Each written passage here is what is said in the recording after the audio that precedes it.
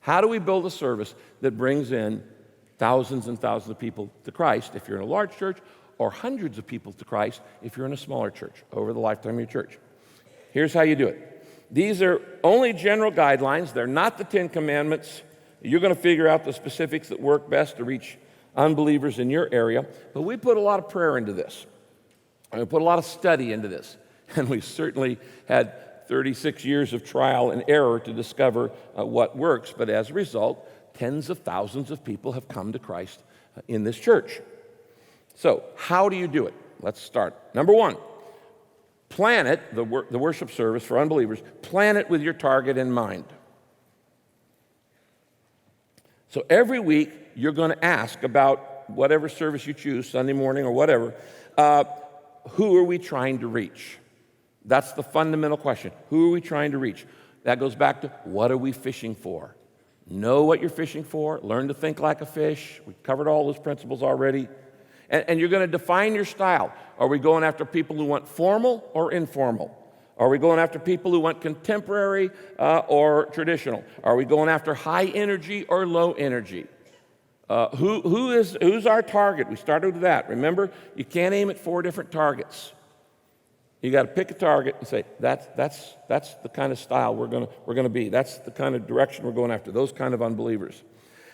Now, our church has targeted unchurched Southern Californians, pretty much between about 25 and about 50 or 55.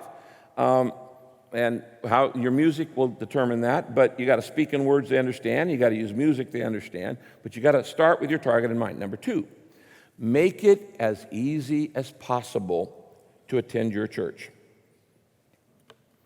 Make it as easy as possible.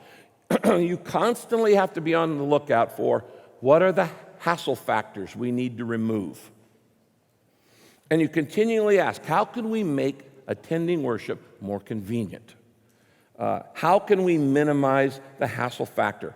Chrysler Corporation once did a study, and they discovered that the number one thing that Americans will not put up with is inconvenience. And yet, particularly as your church grows, it can often even become more and more inconvenient.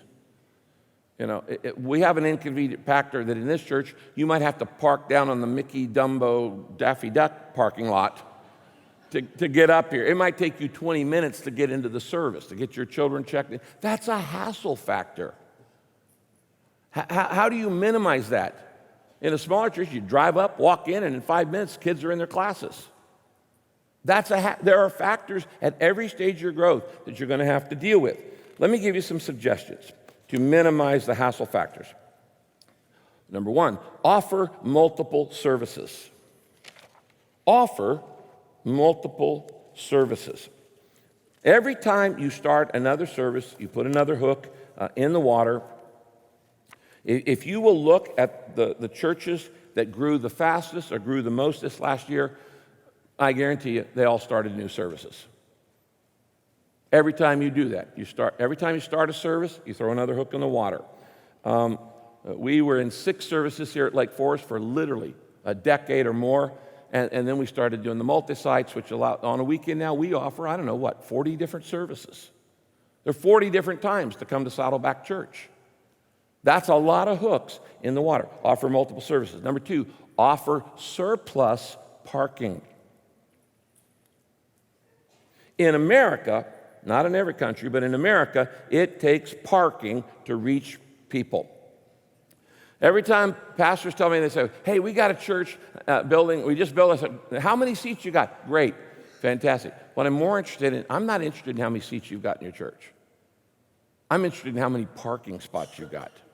Because what we've discovered, that in America, when people come to church, they like to bring their car. And if you don't have a space for their car, the space for their rear is worthless. And if you have multiple services, you have to have surplus parking because people are arriving before the other people have left their parking spot. Does that make sense? So if you say, well, we got a parking spot for every seat. Sorry, that's not enough. If you have multiple services because people are coming in to park while the others have not left yet. So you have to have surplus parking. In 1981, I asked pastors all over America of the largest churches, what's the biggest mistake you made? Every single one of them said, not enough parking. If you don't have space for the car, you don't have space for the person.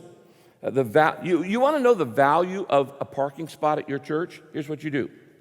Take the number of spaces that you currently have and divide it into your annual giving. And then you're going to get the amount that each one of those parking spots is worth. Most pastors have no understanding how realize parking is far more important than the number of seats in your service, in your worship center. That's a hassle factor. If they can't park, they can't come. A third thing, offer children's classes at the same time as your service. The unchurched don't want their kids squirming in service, and not many unbelievers are going to give an hour of their time. Many of us grew up in churches where you went an hour to Sunday school and then you went an hour to worship. That isn't happening today in most places. And certainly with an unbeliever, if you don't have a Sunday school class for your children while you're having worship, adult worship, they may not stay. Another thing, put a map on all advertisements.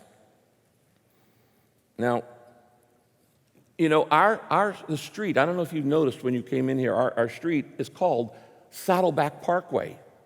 We actually got the road named after our church, Saddleback Parkway. And then the other entrance over here is called Purpose Drive. Little play on words there. But we're the only thing on Saddleback Parkway. The address of this church is number 1 Saddleback Parkway. And yet people still get lost. How is that possible? How is that? You got to put a map on everything you do. That is a hassle factor. Okay, number 3, important thing. Improve the pace and flow of your services.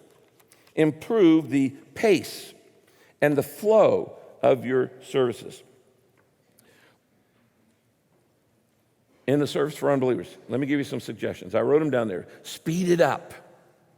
Increase the pace of your service. You know, television has permanently shortened the attention span. Everybody agree with that? And video games have shortened it even more. The attention span. You know, TV commercials are 30 seconds or less, and that's about the attention span of the average person. In fact, 10 seconds. Sometimes, have you noticed when they take a football game, a timeout, all the stuff they throw at you during a timeout? You got 3 ads, 2 promotions, and a commentary from whoever's commenting on the game. In a timeout, as if you're going to get bored during a timeout. And they just throw things at you, boom, boom, boom, boom, boom, boom, boom. In contrast, when you come to worship, a lot of worship services move at a snail's pace. The song leader gets up and leads the song very slowly. And then the announcement, once he sits down, the deacon over here thinks about getting up and walking over to give the announcements. And he just drones on and on and on and on. And then he walks over and he sits down. And then the pastor thinks about getting up. And Dr. Death comes over to the pulpit and begins to talk low and slow. And we're so glad you're. And the unbeliever's already checked out. It's a boom, boom, boom, boom, boom, boom. Today, America has spiritual ADD, attention deficit. Now, you set the tempo of your service in the first 5 minutes. And the tempo that you're going to have at start will be the tempo that you carry through. You got to capture people's attention, boom, right off the bat. Ba-da-da-da-da-da. You know, it's a kind of a, whoa, wake up, America. So speed it up. Another way, look for ways to save time in your service. Make every minute count. When I started Saddleback, before we did the first service, we actually did a dress rehearsal service the week before Easter, and I literally took a stopwatch and I timed every element. Okay, we could cut that, we could spread that out, we can shorten that, we can do this. And we just looked for ways to save time. And for many years, Glenn did this on every Saturday night service so that we could look. And we even today, after service, we look at the timesheet on the first of all the services we're doing, going, okay, cut that, change that, do that. We're always looking out. You know, if you just double up your ushers, you cut your offering time in half. You can take it 100% faster. Just have twice as many ushers. So you're saving time there. Another thing is minimize transition time. Make the service flow. A lot of churches, there's too much dead time. Segues between the element of the service, between the speaker and the music, and the music and the speaker. The difference between a good service and a great service is flow. It's flow. Now, we use a little thing called IMPACT, I-M-P-A-C-T. Inspire, movement, praise, adoration, commitment, and tie it together. We'll all explain that a little bit together. But we have a flow that we look at in minimizing transition times. Number 4, keep your pastoral prayers understandable and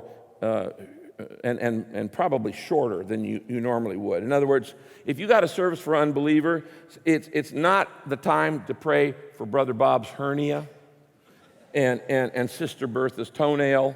Those kind of things can be prayed for later. The unchurched can't handle long lists of prayer needs, things like that. And pastor, by the way, please don't use the pastoral prayer to catch up on your quiet time.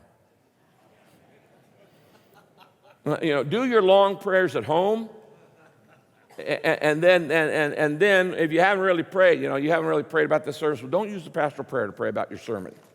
You just get to the point.